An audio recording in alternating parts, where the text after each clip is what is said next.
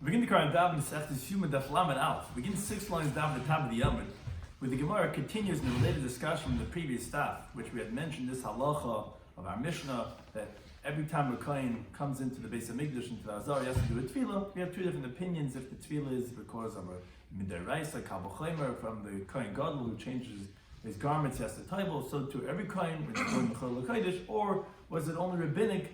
Because to remind yourself of a Tum Yeshana, and on that we're going to have a question that relates to these two opinions, and then continue on later on, explain the halach of the Mishnah. Shiz corresponds by Kalzich and Cheskel to enter the Vachaim, and also for Tinnik Ben Yehudis. Krishna is joining us for today's daf. Some of the things we discuss in today's daf are the avodas in the Kippurim, continuing on regarding the order of the Kohen Gadol doing all the avodas on that date, including the Talmud Shel Shachar, daily sacrifice, and the Ketairas. On this day, on Yom Kippurim, he wears the biggie boots, the linen garments, which include the ksainis, the tunic, which is like a long shirt, the pants, and the snefes, the hat, and abnei, a belt. Generally, he would wear on a regular day shmeina begadim, which they were called the big dizav because some of these garments had some golden threads and had some gold. Like the tzitz was made out of gold, that was said kodesh Hashem on it. You had the chayshin, which was the breastplate. You had the ephod, which was like an apron, and me'il, which was like a long shirt. On Yom Kippurim, he changed 5 times over the course of the day between the big dizav and the big day lavan, which big dizav he did on the outside, the big day lavan he did inside, and he would do a tefillah and kiddush d'ayim maglayim between those two. Hatavas and Eris is when they would clean out the menorah, they would light it at nighttime, and every morning they would clean it out. And they would do it in 2 steps, first 5 and then the remaining 2. There's machlek exactly what they did in between those 2 parts. Chavitin were every single day, Kohen Gadol had to bring from his own funds a flour offering, which was 6 loaves that were made. There was 12 loaves, 6 in the morning were brought and 6 in the evening. They were boiled, they were baked and fried, and these were brought from the Kohen Gadol's own funds. Ketairas are the 11 herbs, these incense that the Kohen Gadol would bring, that the Kohen would bring every single day, half in the morning and half in the evening. So we begin the current daf. First, we're finishing up what we had for the previous daf. The following question. Again, regarding this halacha of if you have to do a tefillah when you come into the Azar. So the one has an interesting question. What's the halacha? Can you make a long knife? And the purpose of that would be to exempt yourself from your tefillah, because you're going to stand out of the Azara, and you're going to stretch the knife into the Azara, the Yishchit, and he's going to slaughter. The question is, would that exempt him from the tefillah? Or maybe no, he's going to require tefillah. As Rashi points out, regarding the validity of the carbon, that's not a question at all. Because even if he's standing out of the Azara and he's shechting, that's for sure going to be kosher, because the Brisa teaches in Zvachim of Lamed Beis and Beis, it says Ben Habakul Lefnei Hashem. The carbon has to be in front of Hashem, meaning the Azar, but the sheichit doesn't have to be in front of Hashem. The only question is, okay, it's going to be a valid carbon. Do you have to taivel before you do that shechita, which is one of the avodas, or not? So the Gemara says, Tibayil Ben Zayma. We could ask the question according to Ben Zayma, who he was more stringent regarding this tefillah, and he held that it's a biblical tefillah from a kabel from the Kohen Gadol. And Tibayil Rabban the Pliga Rabbi Yehuda, you could ask this question according to Rabban that disagree with Rabbi Yehuda, that we also quoted in the previous stuff. That they say that actually no, a regular person that comes to the Azar does not have to do a tefillah. They held it was only, remember that they said Lishkas HaMitzaron, why was it called Lishkas HaMitzaron? Because the Mitzaron have to taivel, but a regular person doesn't have to taivel.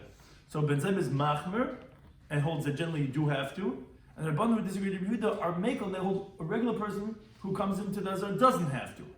And you could ask the question according to either one of them, in this case that we're describing, where the guy has a long knife, and he's doing it out of the Azara, would he require tefillah or not? You could ask it according to either one, as the Gemara explains.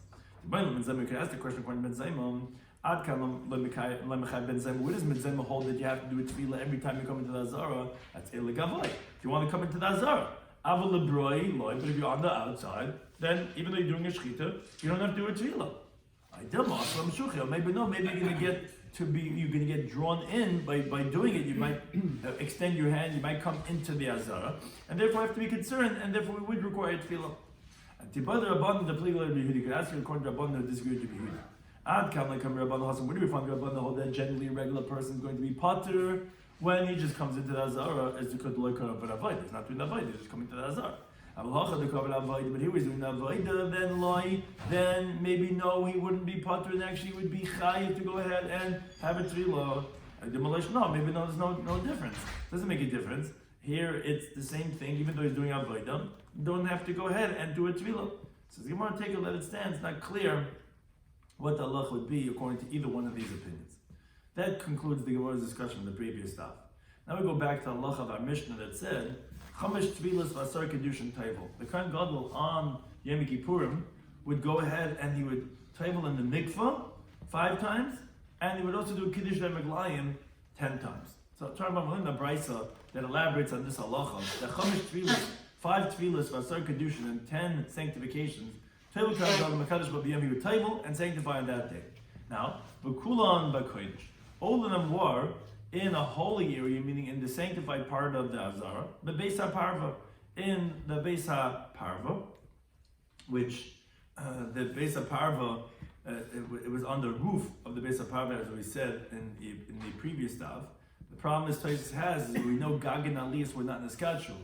How could it be B'Kodesh if it was on the roof? All the roofs were not sanctified. So he says that actually the roof of the Beis HaParva was actually equal to the ground of the Azara. Sometimes it goes through a whole discussion of how was there a ladder getting up. We said you have to take a speaker. Sometimes it goes through the discussion, but he says that actually it was on ground level, the roof of Beis HaParva, and therefore was a sanctified area because the pasuk says that the Kohen Gadol, every tefillah he does in Yom Kippur has to be the Makom Kaddish, and it was because even though it was a roof, it was on ground level. Now, Chutz Mishayin, except for the first tefillah that he did that day, which that was actually in the unconsecrated area, on the Shahar Mayim, which was near his chamber, as we said, the Kohen Gadol would have 2 chambers, one where he slept and one where he learned the Ketairis, and that was right next to his chamber. Now, Amar Abaye says, what we can learn from this halacha is that Ein Eitim was where the stream of the water came to the place of the Tvila by the Shahar Mayim, which was on top of the wall. Now, Rashi says, it seems to him that this spring is the spring of Meinaf Tayach, which is brought in Sefer Yeshua and Perek Tezvav, which from there, the boundaries would slope downwards to the east and to the west, and it's the highest point in all of Eretz Yisrael, which this teaching of Abaye is because the Gemara says in Zvachim of Mendal and Beis, that they thought they were going to build the Beis HaMikdash in Ein Eitim. They said, no, that's the highest point. You lower it a little bit because the pasuk says in the Devarim Lamed Gimel, Uvein Kesef of Shachin. You want to make it very high, but between the shoulders it should rest, which means to say that it goes a little bit lower, not the head, but between the shoulders. Which from there we learned that obviously in the Eitim is the highest point. Now, it doesn't say from where do you know it. Here Abai is going to explain how do we know that in Eitim must have been the highest point. Because obviously it was Gavoy Mekarka Azara, it was higher than the ground of the courtyard. Esther Mishalish Ames, 23 Ames, which is like the measurement of the height of the Shahar Mayim, which as we're going to explain right now is 20 Ames. And also the vessel, the mikvah that could hold 3 Ames above to hold the 40 saw of the mikvah, which was on top of the Shahar Mayim. Because it's not possible, says Rashi, for water to go up a mountain that's higher than the place where it comes from. And therefore it must have been, if it's going to go this high, that it itself had to be at least as high. And therefore, we know that Ein Eitim had to be 23 Ames above ground level. How do we know this? Because it's not learned the Mishnah that says, all the gateways, all the entryways that were there in the Beis HaMikdash, Gav and Esrim Amma, their height were 20 Amas, Berechav and Esr Amas, and their width was 10 Amas, Chutz Mishal Ulam, except for the antechamber, which opens up into the Heichel, which that height was 40 Amas and its width was 20 Amas, which is double. But all other ones, including the Shahar Mayim, was a height of 20 Amas. Now, Tanya, in the Brisa, the pasuk says, he's going to wash, etc. Besari, his flesh, Bamayim, in water. This is someone who's coming to purify himself. Is B'mei Mikvah. It means in the Mikvah waters, in the gathered waters. Which is a discussion exactly which pasuk we're talking about over here, but there's many pasukim that say similar words. And it says, Kol Basari his whole body has to go into the mikvah. It means Mayim Shekol Gufa Olam. It means the waters, you have to have enough waters in the mikvah that his whole body could fit inside of it. How much water is that? It's Amal it's Amma squared. Sheish discusses, is a person an Amma, how could he fit in? He's a person's a little less than Amma. So it's Amma squared. V'roim Gimel Amas at a height of 3 Amas, which Sheish discusses that also. Seemingly, a person is Dalet Amas, not 3 Amas. So he explains that if the depth of the water is 3 amas, when you go inside of it, the water then flows up above his head, and he could also bend his head down a little bit until it covers his whole body. So although a person's actually more than 3 amas, which would be less than 6 feet, depending on what shiur you give, but a person's a little bit more than that. But again, it's essentially when you go into the water, it's going to go above his head. And the shiur chacham and mikvah, the chacham evaluated how much mikvah water does that come out to. Comes out to be arba'im sa, comes to be 40 sa. So therefore, if this is 20 amas to gate, and the mikvah has to have a height of 3 amas, so then you know that it must have been at least 23 amas over that of ground zero. Which Tracy actually says, how do you know that? Maybe the mikvah they had on top of the Shar Mayim was not a height of 3 amas. Maybe it was only an amma high and 3 amas in the length, and the kohen would lay down. You have those people, they lay down mikvah. I don't know what they do, mishtat chois is the shtachavus, but he's laying down. Or maybe he says, no, maybe he was only 2 amas high. The kohen was sitting and toveling. So Master says, no, mistama, that we were going to be as easy on the kohen gadol as possible because he was weak on Yom Kippurim. And therefore, that he would tovel standing up, because that's the easiest to do. And therefore we know that we didn't have it laying down, but rather standing up. And therefore that's how we know that Ein Eitim must have been 23 amas high. Now, you take them in days, but the Gemara says, how can you say that? But Veka Amma Tikra, anyone that does construction knows you have to consider some of the other elements. You have to have an Amma for the ceiling, which is on the height of the gate that you have over there. You have to have a ceiling. That's an Amma. Amma Maziva. And you have to have another Amma of the floor of clay and sand that are mixed together so that the water could rest over there. So that's beside the depth of the cavity of the mikvah that you're counting 3 amas. So how are you saying it's only 23 amas? It should be 25 amas high. Says the Gemara, no, Sha'am the Beis HaMikdash, the gateways of the Beis HaMikdash, keeping the shishin and the system made out of marble. But Mashu Abdilu, so they would make it the roof just with a minute amount, and therefore there was no am over there. You didn't have to support it so much. Marble is something that's very strong. I would have that little bit more. So it's not just that Ein Eitim was 23 amas, it had to be 20 amas and a little bit more. So you're right, but keeping the Lahavi Amsa, since it wasn't Amma, so the Chashavah wasn't counted as right. It was a little bit more than 23 amas, again, because the water is not going to go higher than it itself is, and therefore it must have been at least 23 amas high. Now, we said in the Mishnah that Parsusan Shabbat Hulu, that they spread a curtain, a sheet of linen between him and the people when he would table in the mikvah over there in the Shar Mayim. So the Gemara says, Ma'ishno Shalbaitz, why specifically of linen? So the Gemara, because Rav Kana says later on, Shtais explains why was he said this halacha later on, not over here, but it's Kadesh Yakir Shabbat, the big day bites, that they should recognize that the service of the day is with linen garments.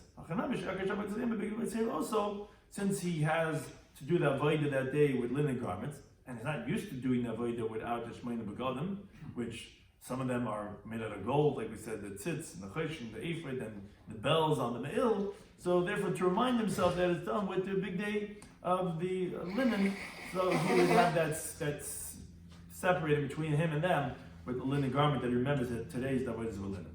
Now, we come into halacha, the next mission that continues on the avodah sayyim that was done that day. So the Mishnah says that Pashad, so the Kohen Gadol took up his clothing, Yarad, he went down into the mikvah, the towel, and he immersed himself.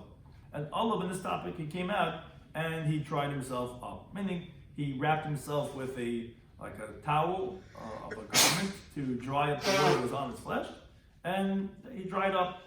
Now, he really big dizav, so then he went and he put on the golden garments and he dressed. They brought him there and he got dressed with that. And then he went and he sanctified his hands and his feet from the kir. As the Gemara learns later on the next daf, that for every single change of the garments that he did that day, for he had to have a kiddush for the pshita, for the changing, taking off, and a kiddush for the putting on the new garments. Now, this first tevilah, when he took off, he was taking off his regular weekday clothing. So for that, he didn't have to do a kiddush d'amglayim on the pshita, on the removal. So here, there's only mentioning one kiddush d'amglayim, that of the levisha of the big days of. Then they vilu es tamid. Then they brought him the carbon tamid, which is the first carbon that you bring, and Karatzai, Shmuel is going to explain what that means, but he did the Shchita, Umerik Achar Shchita. And then another Kohen closed off the Shchita because the receiving of the blood is only kosher with the Kohen Gadol because he has to do all the avodah. He has to quickly go and grab and receive the blood. So if someone else goes and finishes the Shchita al Yadai, which either means for him or it means after him, right next to him, be that as it may, someone else, he already did the main Shchita, someone else just finished it up and he's ran quickly to get a bowl to receive the blood. Kivlas Adam, so he received the blood, and the Mizraka, he throws the blood, he sprays the blood, and then Nichnas Lahakta Keteris Shal Shachar. Then he goes in to bring the Keteris, which is brought every single morning, and he's doing that avodah today, he's doing all the avodas. Later it's an eris, and he goes to clean out the menorah, and to sacrifice the head of the animal and the limbs.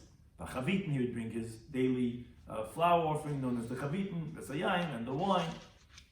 Now the Mishnah explains, as we just saw, Keteris Shal Shachar, the morning Keteris, basically ben dam levar, was between the spraying of the blood of the carbon tamid and between the sacrificing of the limbs, as we had mentioned in that order.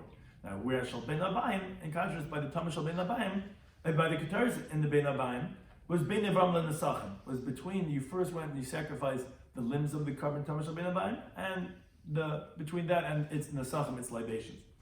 Now, says the Mishnah, if the Kohen Gadol was an elted Kayid, an older person, or an Isnes, a very delicate person, so the Kal to Mikvah and Yom Kippurim would be too much for him. So what they would do is they would heat up water for him from every Yom Kippurim, and they would put in Yom Kippurim into the cold water, because it should tafik to nothing to take out the cold, meaning they wouldn't be cooking, it would just be making it lukewarm, but that's what they would do for the Kohen Gadol if it was too cold for him. Now, to explain the halach of our Mishnah, the Gemara says that there's this machlekes between Yomei and Rabbanan, and Rabbanan. And when we say Rabbanan, it doesn't mean the Rabbanan of the Tanoim, it means the students of Rav Papa. They said Kamed Rav Papa in front of Rav Papa. They said, our Mishnah that doesn't say that there were two Kedushin by the first Tevilah. Like we said, he took up his clothing, he went to the mikvah, he put on the big zav, because that was the first thing he was doing with the carbon tamid and all those avodas that are not lifnim. He put on the big zav, and then he did Kiddush Damar. So it's only one Kiddush that he did over there, the first time he changed from the wicked clothing to his big zav. So on that, the students of Papa said, that's still like Rameir. That's not like Rameir, who he disagrees in the Mishnah later on by the second Tevilah. He disagrees on the Rabbanan.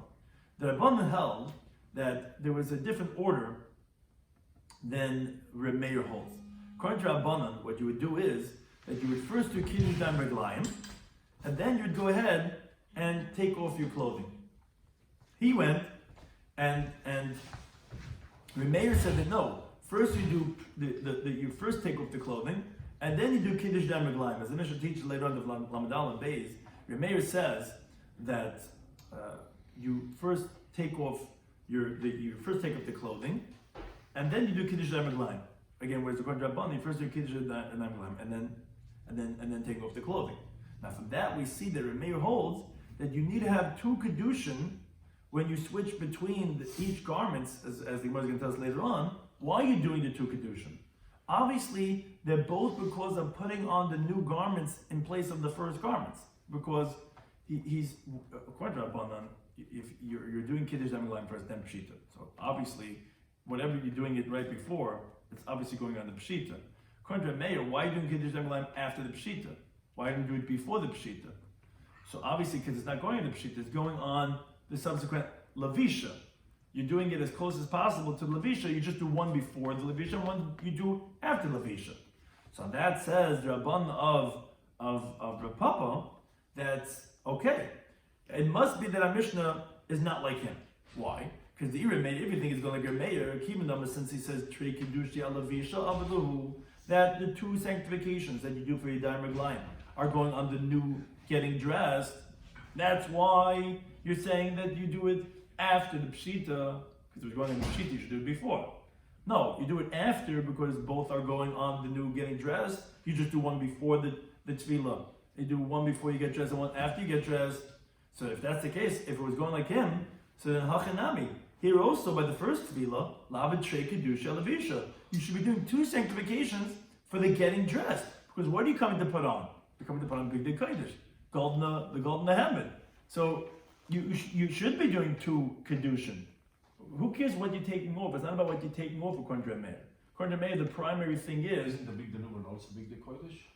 But there's no Big Day Love in here. He was wearing weekday clothing. Oh, it's from the Big Day. The first time, we said in the Mishnah that the first time. you're just going to take off your clothing, go to the mikveh, put on the Big Day Zav, and do Kiddush Namaglan. So they want to say that's not like Meir. Why?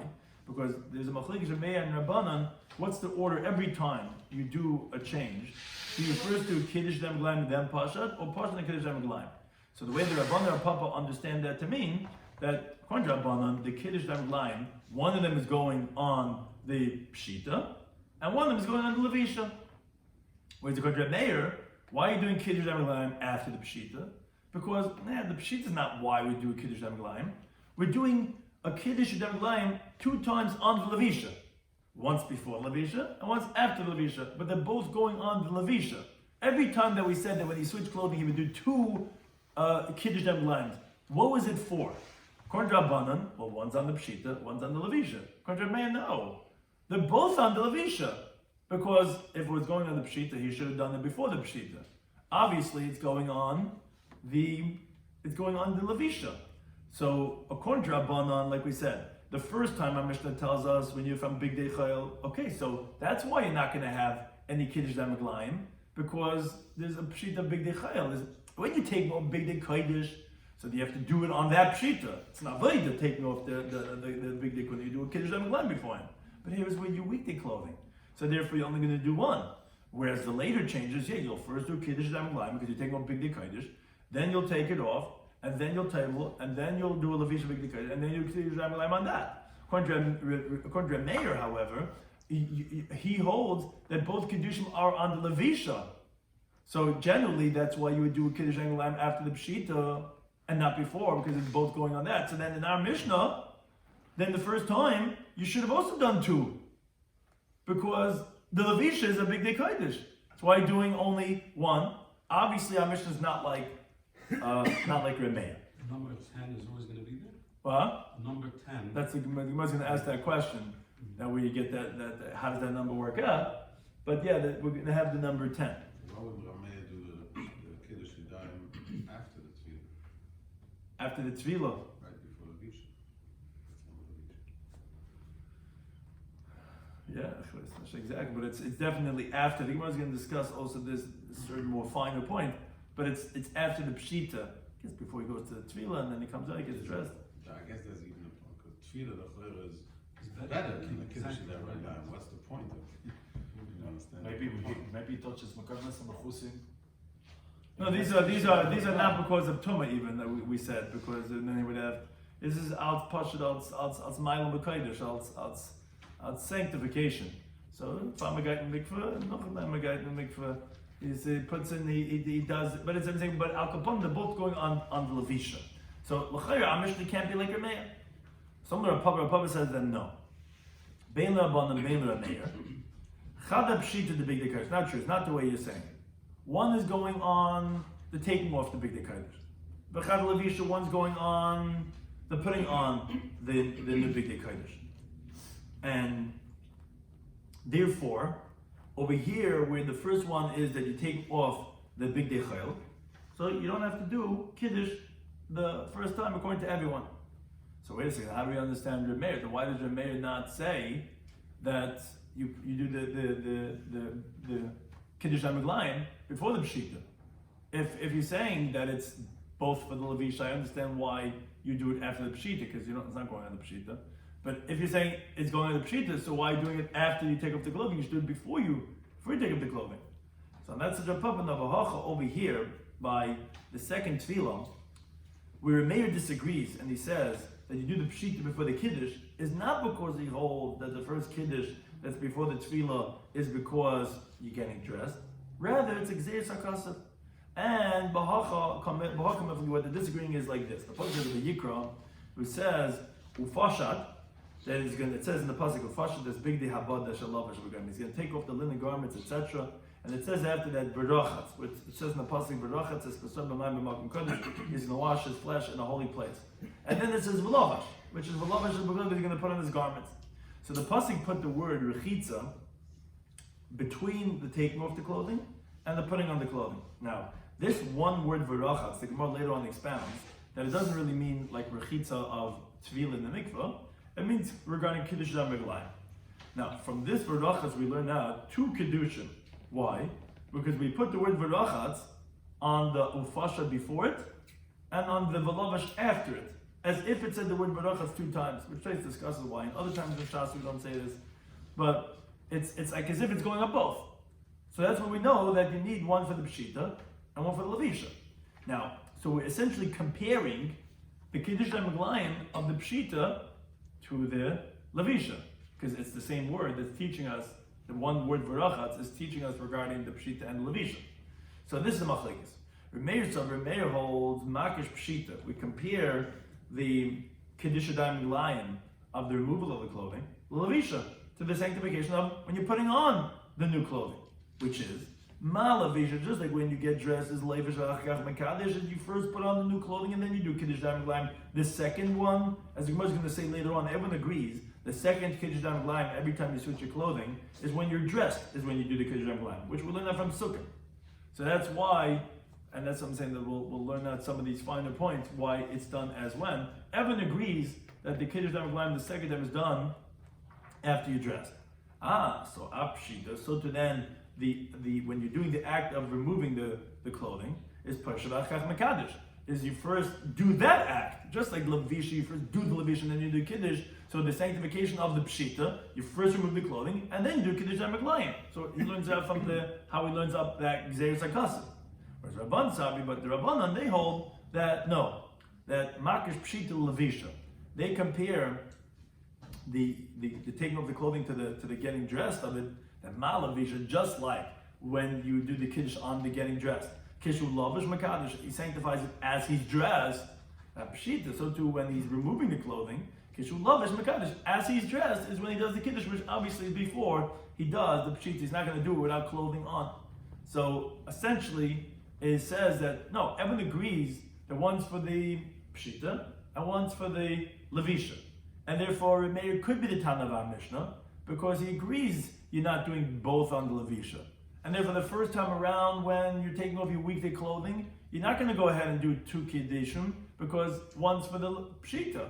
So he said, wait, if one's for the pshita, then why are you doing it after the pshita? It should be done like the Rabban before the pshita. He said, no, it's how they learn of the gzeir sakasim. When you compare pshita to levisha, it's a comparison of just like the visha. You first do the maisa levisha and then you do the kiddush. Here also the pshita, you have to do the maisa pshita and then you do the kiddush. So you have to first remove the clothing, that's how Rameir learns. Or they say no, just like levisha, you're dressed when you do it. So to hear the pshita, you're dressed when you do it, and therefore that's what they're going to hold, that you do it before. So that's essentially the machlekes. Now, but says the Gemara, only Rabban or Papa.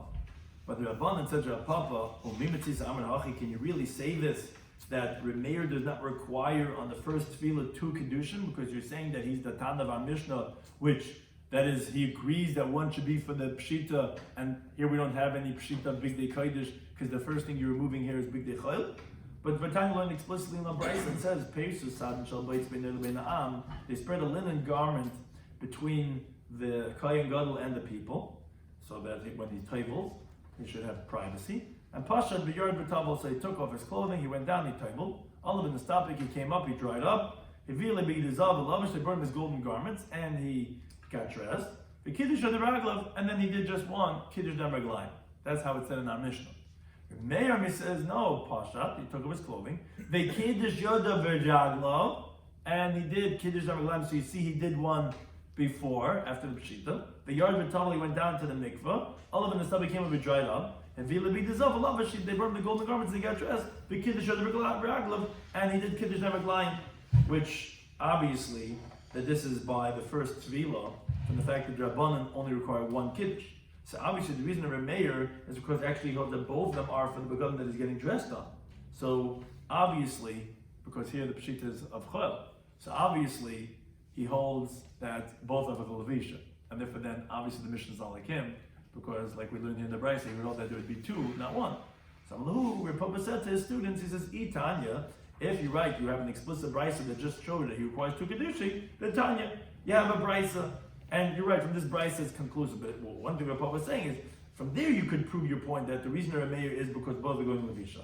But if you had not brought me this Brisa, that we would not have known from their machlekes regarding the second Tvila in the Mishnah later on, to explain that Remeir is not like the time of our Mishnah. Because you could have said that they disagree regarding the Gzeir Sakasim, and that everyone holds that, yes, one's on the Kiddush of the Pshita and one's the Kiddush of the Levisha. But obviously, now that you brought up Brisa, that obviously our Mishnah is not like Remeir, and like we see that there's this machlekes regarding if you do it before and after the Pshita, that it's not going to be because of the Gzeir Sakasim. It's very simple. It's regarding are they going both on the Levisha like Remeir, or is it going one on the Pshita and one on Levisha? But then the Gemara continues to ask and says that Bishlo the Remeir, once in the contrary Remeir. Hainu the Mishkachas land is what someone asked before, that we know as we continue to Malon Beis Man Aleph, Asar Kedushin. Contrary Remeir makes sense how you're going to have 10 Kedushin, because 5 times he taivaled, and every time, including the first time that he taivaled, he had 2 Kedushin. Because Remeir holds that the Kedushin was on the Levisha, so the first time you did 2 times. So 2 times 5 is 10. You're missing from the first Tvila 1 Kiddush. You only did 1 Kiddush, so you're going to come out to have 9 Kiddush on Meglayim. So that's the Gemara. Rabban would tell you that no, the 10th Kiddush that's missing over here, Kiddusha Basra, the last sanctification, when the Kohen finished all the Avodas Hayom, Ki Pashat Big Day Kodesh, Malavish Big Day Chayil, when he took off all his holy garments and he's putting on his weekday clothing and he's going to go make a party for everyone. Avad Le Hassam, over there, when he was taking off his Big Day Kodesh, where for us, that the Rabban was saying that we hold that the Kiddush Ramaglayim, once for the Pshita and once for the Levisha.